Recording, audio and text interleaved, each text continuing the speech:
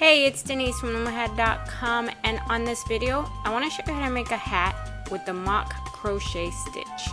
It's best to watch the video from beginning to end before starting your project. Alright, let's talk materials. You can use any extra large loom. I used a 41 peg nifty knitter. Some chunky yarn makes the stitch look better, scissors, and a hook. I'm going to be using the Uwrap knit stitch for the cast on. Make a slip knot and put the slip knot on the anchor peg. Don't put it on the first peg. And then we're going to wrap every peg.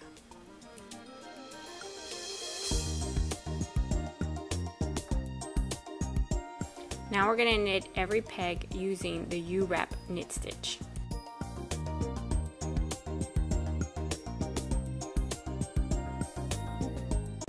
To do that, you half wrap your peg and knit off.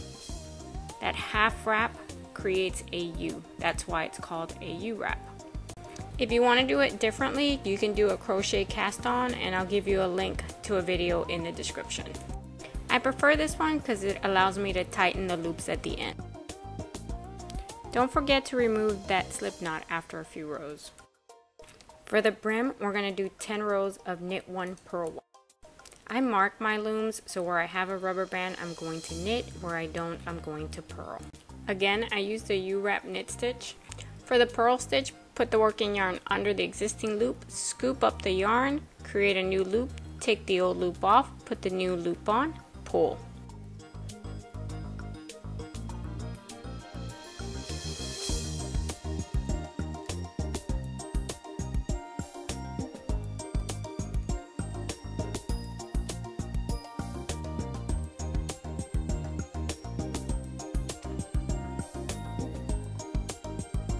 For the hat, we're going to do 12 rows of the mock crochet stitch.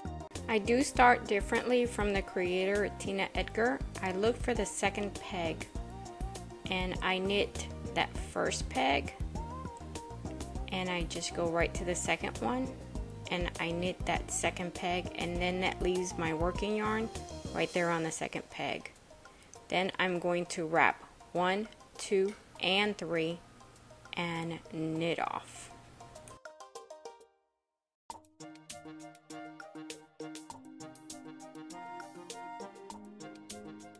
So I'm gonna give you a different view of me working on the stitch, and we're always starting on peg 2. 1, 2, and 3 are the pegs that we're working. From the back to the front, we wrap loosely pegs 1, 2, and 3, and then we're knitting off. This is a flat stitch, and that's why you need to keep it loose. So now the yarn ends up again on peg 2. From the back to the front, we wrap 1, 2, and 3, and we knit off. Now you're just going to continue to do the same stitch for 12 rows. The next step will be to reduce the crown. E-wrap the first peg and knit off. Then you're going to take that loop off that peg and bring it to the peg next to it, pull the yarn and knit off again. Now we go to the next peg and wrap it, knit off, take that loop off the peg, put it on the next one, and pull your yarn again and knit off. And keep doing this around the whole loom.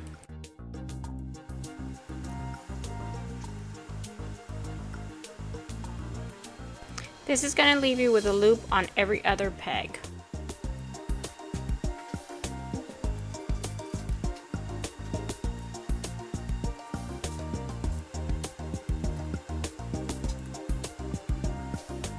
Okay, let's close the hat.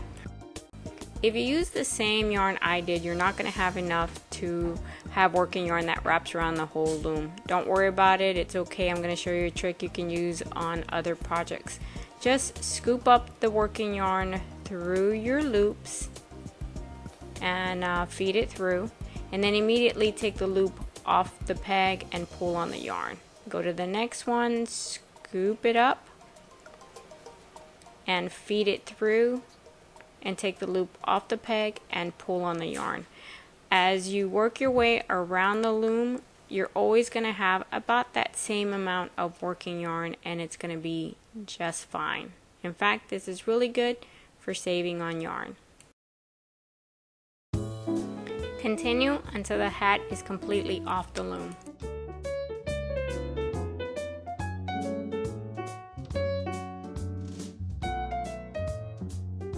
Turn the hat inside out.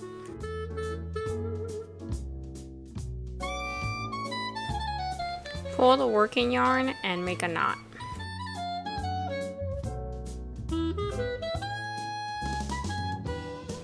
Turn the hat right side out. You'll have a nice hat top. Tightening up the loose loops is optional, but it makes your hat look a whole lot better. Find your working yarn. You'll start working with the yarn on the other end by finding that loop and pull on it. As you pull, you'll see where it's going, and that'll help you know what to pull next. You'll pull a little from the back and then a little from the front. Again, as you're pulling, it's going to show you what's the next part of the yarn that you need to pull on, and then just keep going all the way around the hat. You immediately see the difference between the ones that are pulled and the ones that are not.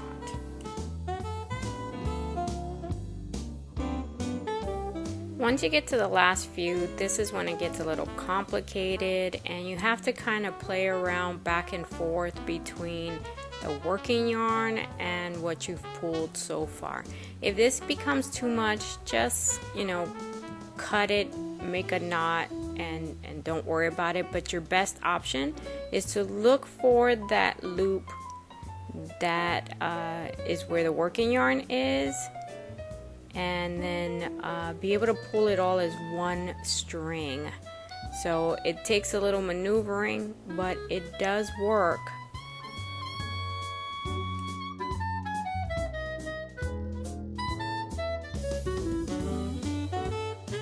You can see it right there, that's where it connects what you've been pulling to the end of the working yarn.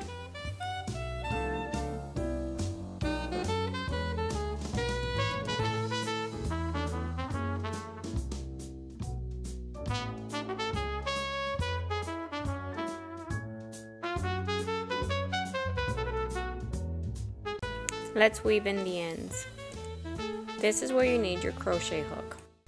Only if you plan to put a pom-pom on your hat, you're going to need to pull that string on the top that you use to close the hat, and you got to pull it back out to the outside part of the hat. If you're not going to put a pom-pom, don't worry about this. Turn the hat inside out again. With the crochet hook, feed that working yarn back through so that it's on the other side, and now you're going to feed it through the little bumps of the fabric and work that yarn upwards towards the top of the hat,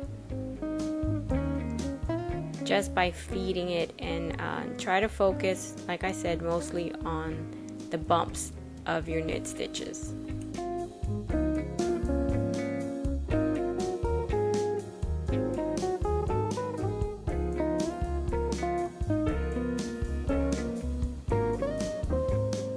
Once you feel like you've worked the yarn upward enough, then feed that last one through, and you're going to create a knot with it, and then you can cut off that excess yarn and leave yourself just enough off of it that you can feed that last little bit through one or two more stitches in your hat. And now do those. I like to do those on my way back down.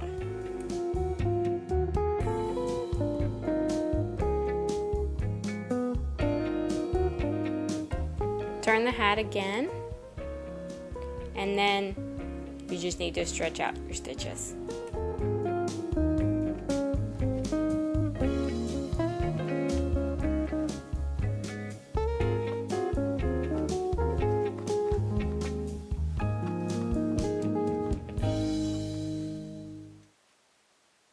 Let me show you how you can add a pom-pom.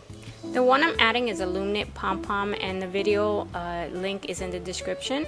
Grab the end of the pom-pom as well as the working yarn on the hat and basically wrap that working yarn on the pom-pom around the one from your hat, and make sure they're nice and close, and make a really tight knot.